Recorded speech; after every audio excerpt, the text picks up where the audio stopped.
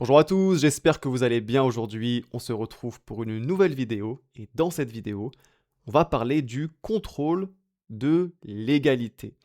Le contrôle de l'égalité, qui est un thème du cours de droit administratif qui pose généralement beaucoup de difficultés aux étudiants parce que c'est un thème qui est assez complexe. Et c'est pour ça qu'il m'a paru important d'en faire une vidéo. Et le but de cette vidéo, c'est donc de vous expliquer de manière claire tout ce qu'il y a à savoir sur le contrôle de l'égalité. Bon, déjà, pour bien comprendre en quoi consiste le contrôle de légalité, il faut faire quelques petits rappels. Lorsque l'administration prend une décision administrative, vous le savez, il est possible de contester cette décision devant le juge administratif. Et le principal recours qui permet de contester une décision administrative, c'est le recours pour excès de pouvoir, qui permet de demander au juge administratif de contrôler la légalité d'une décision administrative. Donc première chose qu'il faut avoir en tête, c'est que le contrôle de légalité qu'effectue le juge administratif, il intervient parce qu'un recours pour excès de pouvoir a été exercé. Le contrôle de légalité, c'est donc quelque part la conséquence du recours pour excès de pouvoir. Mais donc, saisi d'un recours pour excès de pouvoir, le juge administratif, il va donc vérifier la légalité de la décision administrative. Et si la décision administrative est illégale, elle sera tout simplement annulée par le juge administratif. Et maintenant, la question qui se pose, c'est qu'est-ce que le juge vérifie lorsqu'il contrôle la légalité d'une décision administrative? Concrètement, en quoi consiste le contrôle de légalité?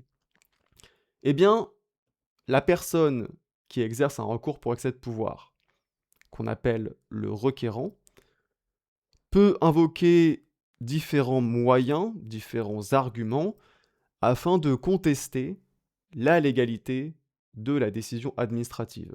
On parle aussi des cas d'ouverture du recours pour excès de pouvoir. Les cas d'ouverture du recours pour excès de pouvoir et les moyens que peut invoquer le requérant pour espérer obtenir l'annulation de la décision, c'est la même chose. Donc si dans votre cours de droit administratif, il y a une partie qui s'intitule cas d'ouverture du recours pour excès de pouvoir, eh bien sachez que ça correspond aux différents moyens de légalité et donc à cette vidéo que vous êtes en train de regarder. Mais donc, parmi les moyens de légalité que peut invoquer le requérant, on distingue les moyens de légalité interne et les moyens de légalité externe. La légalité externe, ça concerne la manière dont la décision administrative a été prise, alors que la légalité interne, ça concerne plutôt le contenu de la décision, ça concerne plutôt le fond de la décision. On va commencer par expliquer un peu plus en détail ce que c'est que la légalité externe. Au titre de la légalité externe, le requérant, il peut invoquer l'incompétence de l'auteur de l'acte, l'incompétence de l'auteur de la décision. Il peut aussi invoquer le vice de forme et le vice de procédure. Commençons avec l'incompétence. L'incompétence, effectivement, une décision administrative doit être prise par l'autorité compétente.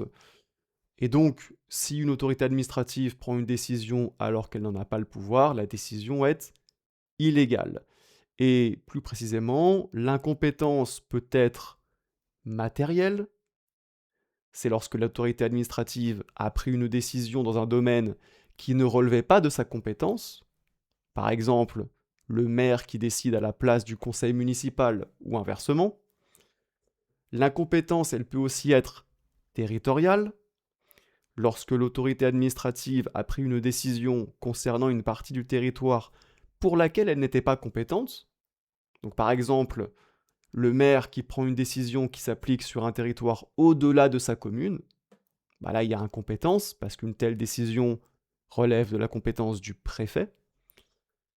Et puis enfin, l'incompétence, elle peut être temporelle. Temporelle, c'est lorsque l'autorité administrative a pris une décision alors qu'elle n'était pas encore compétente ou alors qu'elle n'était plus compétente. Par exemple, un maire qui prend une décision alors qu'il n'avait pas encore été investi dans ses fonctions. Donc ça, c'est l'incompétence. Au titre des moyens de légalité externe, on l'a dit, il y a aussi le vice de forme. Le vice de forme, c'est lorsque la décision administrative ne respecte pas les formes requises. Par exemple, une décision administrative qui ne comporte pas la signature de son auteur. L'absence de signature, c'est un vice de forme. Autre exemple, on sait que certaines décisions administratives doivent obligatoirement être motivées, c'est-à-dire qu'elles doivent expliquer les raisons qui ont amené l'administration à prendre la décision, et donc pour ces décisions, l'absence de motivation constituera un vice de forme. Et puis on avait aussi, on l'a dit, le vice de procédure. Il y a vice de procédure lorsque la procédure préalable à l'adoption de la décision n'a pas été respectée. Par exemple, certaines décisions ne peuvent être prises qu'après avoir recueilli l'avis d'un certain organisme. Et donc, si la décision a été prise sans que l'organisme n'ait été consulté, il y aura vice de procédure. Mais attention, parce que, ça c'est très important, tous les vices de procédure n'entraînent pas forcément l'annulation de la décision. Il n'y aura annulation de la décision que si le vice de procédure est substantiel, c'est-à-dire s'il a été susceptible d'exercer une influence sur le sens de la décision prise ou s'il a privé les intéressés d'une garantie. C'est la jurisprudence d'Anthony de 2011. Donc, seuls les vices de procédure substantiels entraînent l'annulation de la décision. L'idée, c'est d'éviter que les petites erreurs de procédure, qui n'ont aucune véritable conséquence, puissent entraîner l'annulation de la décision. Ça, c'est donc le vice de procédure, et plus généralement, on en a terminé avec la légalité externe, et on passe donc maintenant à la légalité interne. On l'a dit, la légalité interne, ça concerne le contenu de la décision. Avec la légalité interne, le juge y vérifie si la décision est justifiée sur le fond. Et plus précisément, il y a 5 moyens de légalité interne qui peuvent être invoqués par le requérant. La violation directe de la règle de droit, l'erreur de droit, le détournement de pouvoir, l'erreur de fait, et enfin l'erreur de qualification juridique des faits. Alors pour commencer, en quoi ça consiste la violation directe de la règle de droit? La violation directe de la règle de droit, c'est lorsque la décision administrative ne respecte pas les normes qui lui sont supérieures. Ça peut être la Constitution, ça peut être les traités internationaux, ça peut être la loi, ça peut aussi être les règlements, etc. etc.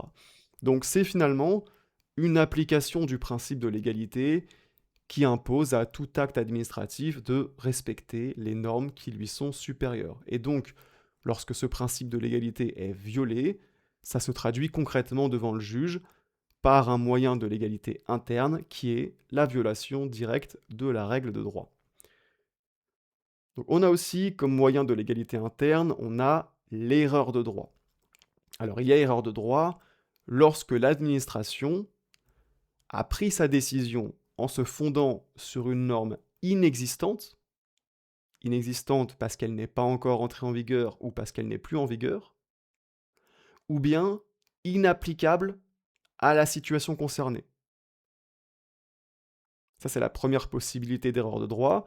Et puis, deuxième possibilité, il y a aussi erreur de droit lorsque l'administration a mal interprété la norme sur laquelle elle s'est fondée pour prendre sa décision. C'est-à-dire que la norme sur laquelle s'est fondée l'administration, elle était bien applicable à la situation concernée, mais l'administration s'est trompée sur le sens ou la portée de cette norme. Donc ça, c'est l'erreur de droit. On passe maintenant au détournement de pouvoir. Qu'est-ce que c'est le détournement de pouvoir? C'est lorsque l'auteur de la décision utilise ses pouvoirs dans un but autre que celui pour lequel ils lui ont été conférée. Et plus précisément, on peut distinguer deux cas de détournement de pouvoir. Le cas le plus évident, c'est la poursuite par l'auteur de la décision d'un but étranger à l'intérêt général. On sait effectivement que l'administration doit toujours prendre ses décisions dans un but de satisfaction de l'intérêt général. Et donc, si l'administration prend une décision qui n'a pas pour but la satisfaction de l'intérêt général, mais qui a par exemple pour but un but politique, ou encore par exemple qui a pour but de défendre certains intérêts privés, eh bien il y a détournement de pouvoir. Ça c'est le premier cas. Et puis deuxième cas, il y a aussi détournement de pouvoir lorsque le but poursuivi, bien que d'intérêt général, n'est pas le but précis que la loi assignait à l'acte. Parce qu'en effet, la loi assigne parfois à certains actes un but précis. Par exemple, les mesures de police doivent être prises dans un but de maintien de l'ordre public. Et donc, par exemple, si une mesure de police est prise dans un but autre que le maintien de l'ordre public, eh bien, il y a détournement de pouvoir. L'exemple typique, c'est celui de l'utilisation par le maire de ses pouvoirs de police afin, non pas de maintenir l'ordre public, mais d'accroître les ressources financières de la commune. Donc ça, c'est le détournement de pouvoir. Et on passe maintenant à l'erreur de fait.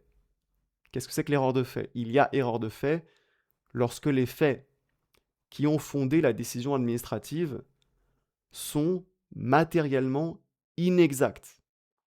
Autrement dit, l'administration a pris sa décision en se fondant sur des éléments factuels qui ne correspondent tout simplement pas à la réalité.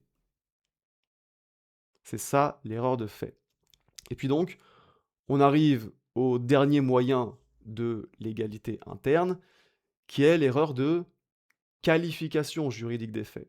Ce n'est pas la même chose que l'erreur de fait. Effectivement, l'erreur de qualification juridique des faits, ça correspond à la situation où les faits sur lesquels s'est fondée l'administration pour prendre sa décision, ils sont bien exacts, mais ils ont été appréciés de façon incorrecte par l'administration. Et donc, la décision prise n'est pas justifiée par rapport aux faits de l'espèce.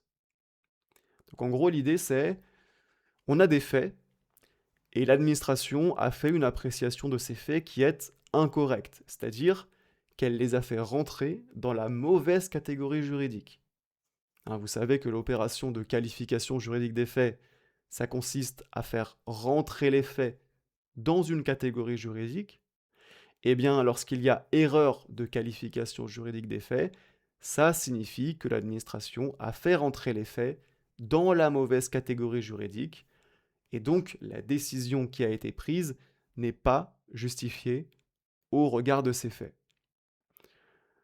Exemple, on sait que pour que l'administration puisse prononcer une sanction disciplinaire à l'égard d'un agent public, il faut que les faits reprochés à l'agent constituent une faute. Il faut donc que les faits reprochés à l'agent entrent dans la catégorie juridique faute.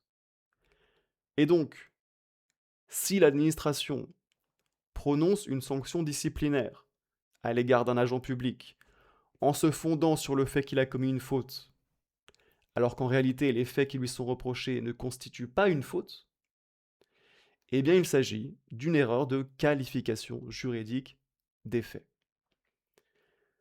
Maintenant, ce qu'il faut savoir, c'est que le contrôle de la qualification juridique des faits que va effectuer le juge administratif, il va avoir une intensité qui varie selon les décisions.